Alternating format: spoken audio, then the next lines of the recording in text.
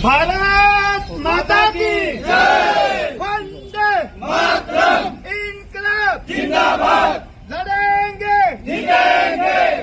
संघर्षના સાથીઓ, આમ આદમી પાર્ટીના કાર્યકરો, પત્રકાર મિત્રો અને પોલીસના પદાધિકારીઓ, સૌથી મહત્વની બાબત એ છે કે સુરેન્દ્રનગર મહાનગરપાલિકા વિસ્તારના તમામ રહેવાસીઓને પ્રાથમિક સુવિધા બાબત પારાવાર સમસ્યા છે. રોડ, રસ્તા, ગટર, લાઇટ, પાણી અને સુરેન્દ્રનગર મહાનગરપાલિકાના અધિકારીઓ અને કોન્ટ્રાક્ટરના ગઠબંધનના કારણે કરોડો રૂપિયાનો ભ્રષ્ટાચાર થાય છે.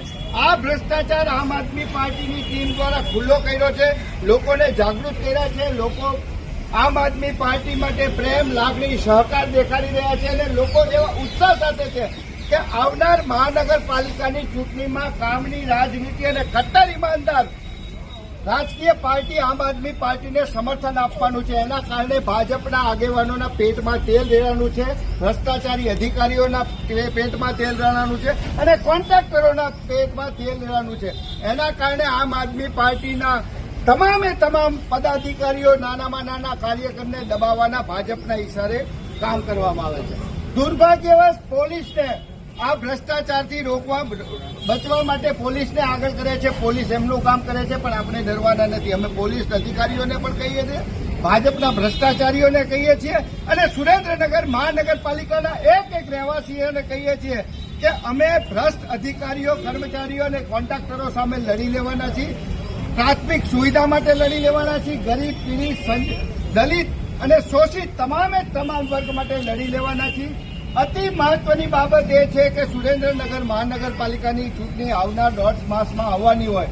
સુરેન્દ્રનગરના ભાજપના સંગઠનના હોદ્દેદારોના ઇશારે સુરેન્દ્રનગર મહાનગરપાલિકાએ મારી ઉપર એટલે કે કમલેશ કોટેચા, દીપક ચીલા, અતુલ વેગડ અને કૃણાલ શાહ ઉપર આ મુવમેન્ટ રોકી દેવા માટે, આમ આદમી પાર્ટીના રોક લગાડવા માટે ખોટો કેસ કર્યો છે.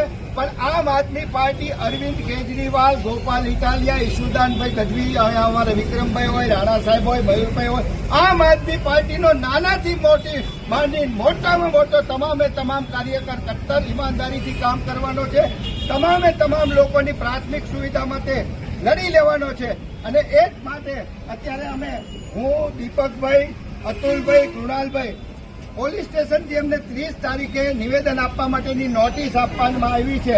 એ નોટિસનો જવાબ દેવા માટે અમારા જિલ્લાના કાર્યકરો, ખાસ કરી સુરેન્દ્રનગર મહાનગરપાલિકાના કાર્યકરો, અમારા પ્રદેશના આગેવાનો, જિલ્લાના આગેવાનો આવ્યા છે.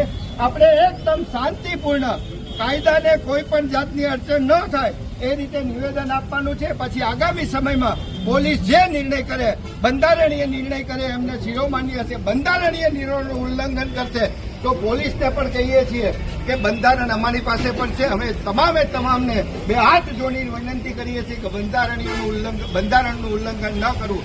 એ જ અમારી વાત છે. બસ એ જ વાત સાથે મારી વાત પૂર્ણ કરું છું. ભારત માતા કી જય.